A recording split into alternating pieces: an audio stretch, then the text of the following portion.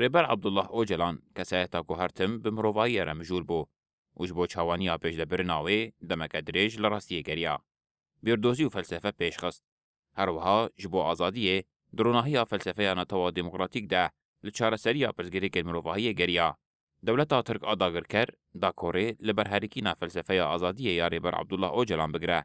Tecrîdeke giran li dijî rêber Apo dimeşîne. Hevserokê Ofîsa Karûbarên Koçber û Penaberan Şex Musa Ehmed diyar kir ku CPT li hember girankirina tecrîdê li Emiraliyê bê helwest e.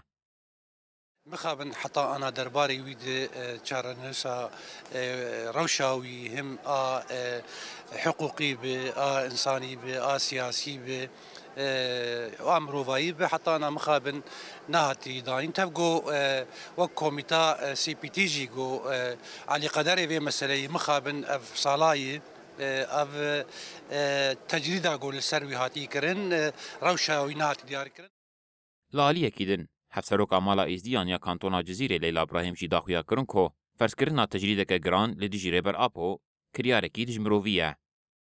وەک دەولەتا ترک پارتیا عەدالەتê govê şiddetê li ser çêkê bi rastî jî ne insaniyeté jî kî jî bê yanî îro yek girtî bê xelas digirtî yanî nehewceyî vê şiddeta gul ser bikê tevlî azadiya em tev de jî azadiyê jêr dixwazin em bêjin em hemû jî em fikr û felsefê wî li vir em dimeşînin.